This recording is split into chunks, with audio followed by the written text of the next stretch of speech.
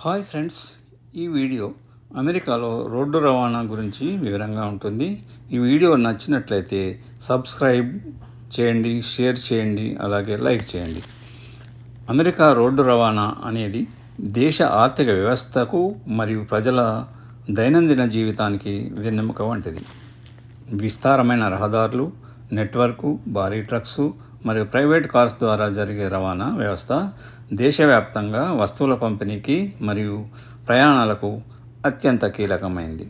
ఈ వ్యవస్థను సమర్థవంతంగా నిర్వహించడానికి కఠినమైన నిబంధనలు మరియు నియమాలు అమలులో ఉన్నాయి.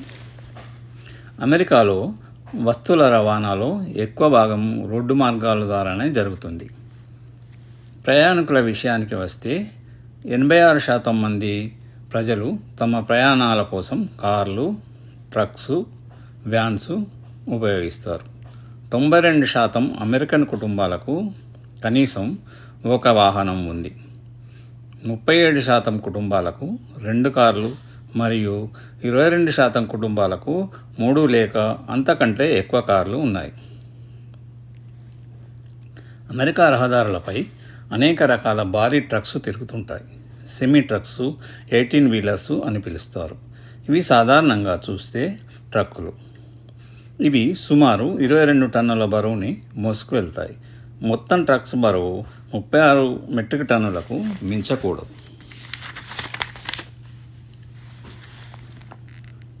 అమెరికాలో రహదారి రవాణాను federal motor carrier safety administration FMCSA మరియు రాష్ట్ర రవాణా విభాగాలు నియంత్రిస్తాయి. ట్రక్ డ్రైవర్సు ఎంతసేపు డ్రైవ్ చేయవచ్చు మరియు ఎంతసేపు విశ్రాంతి తీసుకోవాలి అనే దానిపై కఠినమైన అవర్స్ ఆఫ్ సర్వీస్ నియమాలున్నాయి. సాధారణంగా ఒక డ్రైవరు రోజుకు 11 గంటల కంటే ఎక్కువ డ్రైవ్ చేయకూడదు మరియు 7 లేదా 8 రోజుల్లో 60 లేదా 70 గంటల కంటే ఎక్కువ డ్రైవ్ చేయకూడదు. అమెరికాలో ఎల్లప్పుడూ రహదారికి కుడివైపున డ్రైవ్ చేయాలి. రహదారి రకాన్ని బట్టి వేగ పరిమితులు మారుతుంటాయి. ఉదాహరణకు, పట్టణ మరియు నివాస ప్రాంతాల్లో సాధారణంగా గంటకు 40 నుండి 56 కిలోమీటర్ల వరకు ఉంటుంది. రూరల్ ఇంటర్స్టేట్ హైవేస్లో చాలా రాష్ట్రాల్లో గరిష్ట వేగము గంటకు 113 నుండి 129 కిలోమీటర్ల వరకు ఉంటుంది. టెక్సాస్లో గంటకు 137 కిలోమీటర్ల వరకు అనుమతి ఉంది. ఇది దేశంలోని అత్యధికం. 4 లేన్ల రహదారుల్లో గంటకు 105 కిలోమీటర్ల వరకు, 2 లేన్ల రహదారుల్లో గంటకు 89 కిలోమీటర్ల వరకు ఉంటుంది.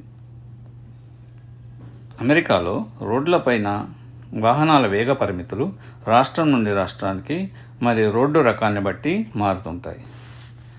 కార్ క్యారియర్సు సాధారణంగా ఒకేసారి 5 నుండి 9 కార్లు రవాణా చేయగలవు. ఒక పెట్రోల్ లేదా డీజిల్ ట్యాంకర్సు 44,000 లీటర్ల కెపాసిటీ కలిగి ఉంటాయి.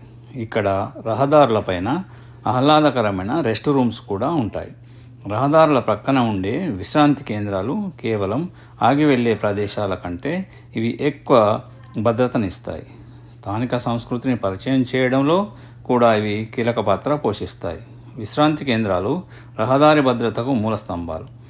వాహనదారులు సురక్షితంగా ఆగి కాళ్ళు చాచుకోవడానికి, కాఫీ తాగడానికి లేదా కొద్దిసేపు నిద్రపోవడానికి ఒక ప్రత్యేకమైన సురక్షితమైన స్థలాన్ని అందిస్తాయి. చాలామందికి స్థానిక ఉత్పత్తులు, ప్రాంతీయ చేతి పనులు లేదా ప్రత్యేకమైన వంటకాలలో ఇవి మొదటి పరిచయం. తద్వారా ఒక చిన్న విరామాన్ని చిన్న సాంస్కృతిక అనుభవంగా మారుస్తాయి. 2023 లెక్కల ప్రకారము రోడ్ యాక్సిడెంట్స్లో ప్రతి 1,00,000 మందికి 12 మంది మరణించారు. మొత్తం మీద అమెరికా భారీ trucks, open trucks, other vehicles ద్వారా జరిగే రహదారి రవాణా దేశ ఆర్థిక వ్యవస్థకు ప్రాణనాడి వంటిది. Thank you for watching this video. Please subscribe, like and share this video. Tata, bye bye, see you again.